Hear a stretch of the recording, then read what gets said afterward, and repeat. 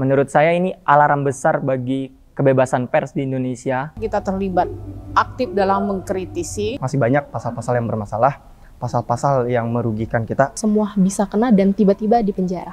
Jadi ngaturnya berlipat-lipat nih, terlalu banyak. Itu sangat rentan ya digunakan untuk mengkriminalisasikan jurnalis.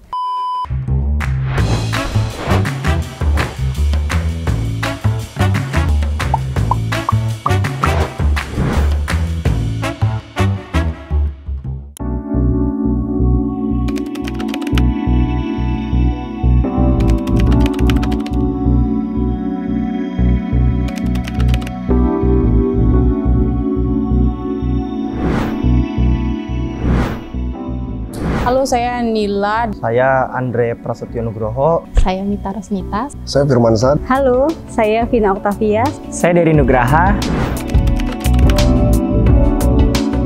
Saya mengikuti ya perkembangan KUHP ini. Ya, saya memang cukup concern ya dengan KUHP ya. Iya, saya mengikuti sampai sekarang sih sebenarnya. Karena kebetulan kita jurnalis, juga berhubungan dengan nasib kita untuk mengikuti. Ya, aku sangat mengikuti. Ya, saya mengikuti. Sebagai jurnalis ada berapa catatan pasal sebenarnya yang kami kritisi yang akan berdampak langsung pada memutus kemerdekaan pers yang selama ini telah dijalankan di Indonesia, yaitu pasal 263 ayat 1 sama ayat 2, lalu ada pasal 264 di mana pasal tersebut membahas berbagai ketentuan terkait dengan beredarnya isu informasi bohong atau hoak. Sementara per hari ini, siapa yang menentukan sebuah berita itu bohong atau tidak? Setidaknya ya, saya kemarin juga memang tergabung dengan Koalisi Masyarakat Sipil di Lampung ya. Kami menyuarakan penolakan tentang RKUHP dan beberapa kajian dari Koalisi Masyarakat Sipil setidaknya menemukan 17 pasal bermasalah ya, yang dia berkaitan dengan kebebasan pers gitu. Salah satu diantaranya penyebaran Marxisme dan Leninisme, lalu pasal 263 itu terkait dengan penyebaran berita bohong, penghinaan presiden, penghinaan pemerintah, dan terakhir ada 594 itu terkait dengan undang-undang tindak pidana percetakan. Terutamanya salah satu contohnya pasal penghinaan presiden gitu. Jika KUHP ini masih ada, tidak direvisi ataupun tidak dibatalkan, dia akan dengan mudah melaporkan kita warga sipil gitu. Pada pasal-pasal tersebut, benang merah yang diambil oleh pemerintah adalah siapapun yang menyebarkan berita bohong yang kemudian meresahkan masyarakat sendiri itu akan mendapatkan sanksi seperti itu. Nah, salah satu yang akan berdampak dalam pasal ini sendiri ya tentunya jurnalis yang sangat dekat dengan produk pemberitaan itu sendiri. Dalam dua pasal itu disebutkan setiap orang yang menyebarluaskan berita bohong tidak pasti, berlebih-lebihan, dan tidak lengkap dapat dipidana dengan ancaman hukuman 2-6 tahun. Sementara undang-undang pers sudah mengatur itu, ya kan? Jadi ngaturnya berlipat-lipat nih, terlalu banyak. Menurut saya sebagai jurnalis, pasal itu tuh sangat rentan ya digunakan untuk mengkriminalisasikan jurnalis. Dan menurut saya pasal itu juga menimbulkan kegelisahan di dalam insan pers yang bertugas melakukan kontrol sosial terhadap masyarakat lewat pemberitaan. Menurut saya ini alarm besar bagi kebebasan pers di Indonesia, bahkan bisa semua orang gitu, karena di situ kan penyebaran berita bohong ya. Artinya sebuah berita itu kan dia melalui proses verifikasi. Ketika dia sudah berita tentu dia tidak bohong gitu. Makanya itu kan kontradiktif.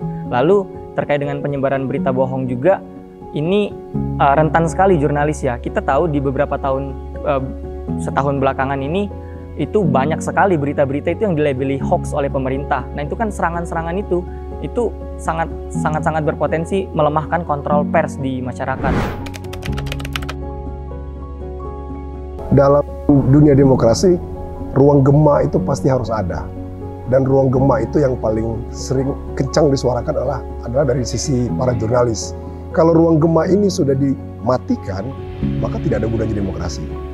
Jurnalis perlu mengawal isu ini karena pertama ya, masih banyak pasal-pasal yang bermasalah, pasal-pasal yang merugikan kita. KUHP ini juga menyenggol atau menyentuh dari profesionalisme itu dari jurnalis itu sendiri. Nah, kemudian memang hal ini penting untuk sama-sama dipelajari dan juga dimaknai oleh para jurnalis, khususnya jurnalis-jurnalis muda seperti saya. Isu ini sangat penting untuk dikawal karena kenapa? Yang pertama menyangkut kepentingan publik dan kedua memang KUHP ini mengancam kebebasan pers. Meskipun dia masih 3 tahun lagi, itu sudah terasa hingga sekarang di berbagai daerah itu jurnalis sudah mulai dilaporkan.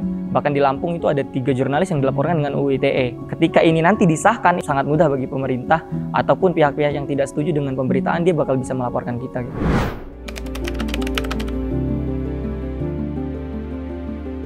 Selama KUHP ini tidak direvisi, selama KUHP ini tidak digugat, maka ya kita tinggal menunggu waktu untuk adanya delik-delik aduan ataupun pasal-pasal yang sangat mendiskriminasi masyarakat sipil gitu, terutama jurnalis. Mari kita sama-sama untuk memastikan kita terlibat aktif dalam mengkritisi. Tapi memang yang bisa kita lakukan menurut saya ke depan kita terus memperkuat profesionalisme kita ya sebagai jurnalis, karena ketika kita sudah mengikuti kode etik dan profesional, celah-celah untuk kita dilaporkan memang tetap ada, tapi setidaknya bisa diredam. Cabut pasal-pasal bermasalah di KUHP karena semua bisa kena. Semua bisa kena dan tiba-tiba di penjara. Cabut pasal bermasalah KUHP karena semua bisa kena, semua masyarakat bisa kena, jurnalis, aktivis, pembela HAM, dan semuanya bisa kena.